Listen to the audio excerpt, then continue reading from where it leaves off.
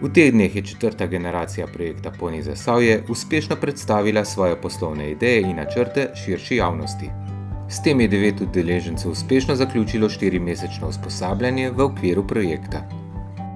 V sklopu projekta Poni sem razvil eno super idejo, imenovano Candlebook.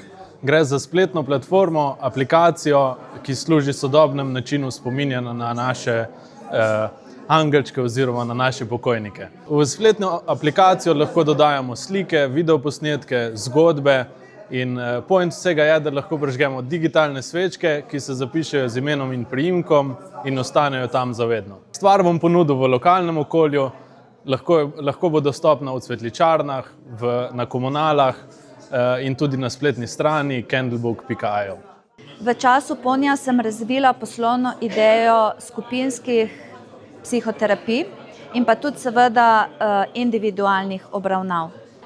To idejo sem razvijala že preden sem se vključila v Poni, ampak moram povedati, da sem dobila ogromno enega znanja, ene inspiracije, ene podpore, ene motivacije, kar je pa najbolj dragocen, sem pa dobila en kup kvalitetne socialne mreže. In v tem trenutku skoraj ni problema, s katerim bi mogla ostati sama. Sem Viktorija, s možem sva prišla iz Ukrajine 3 leta nazaj zaradi vojne in zdaj se odločili, da bomo začeli svoje življenje v Sloveniji in se prijavili na Poni z 2 idejami. Prva ideja je to otroški zabavališčni kompleks v naravi na območju parka. Želimo odpreti majhno kavarno za odrasle in za otroke. In druga poslovna ideja, s katero sva se prijavili, to je prodaja gospodinjskih izdelkov za hišo, za vrt in kmetijo. Zato, ker sva s ta dejavnostjo že ukvarjala v Ukrajini. V Ukrajini imamo svojo proizvodnjo za metle, za lopate in za veliko drugih stvari za vrt.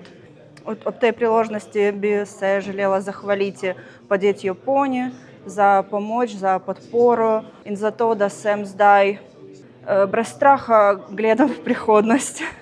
Torej, danes se končuje nek mejnik 4. skupine udeležencev. Zdaj, kot mentor sem glede na same ideje in na dosežek udeležencev iz skupine zelo ponosen in tudi v velikem pričakovanju, da bodo bile zgrajene neke nove zgodbe o poslovnih uspehih naših udeležencev. Ob tej priložnosti bi rad tudi povedal, da imamo trenutno že odprt 5. javni poziv, torej za 5. skupino udeležencev, kateri se bo končal 8. septembra in s katerim vsebinskim delom začnemo z začetkom oktobra v občini Zagorje ob Savi. Tako da lepo vabljeni k vpisu in k razvoju vaših novih poslovnih idej.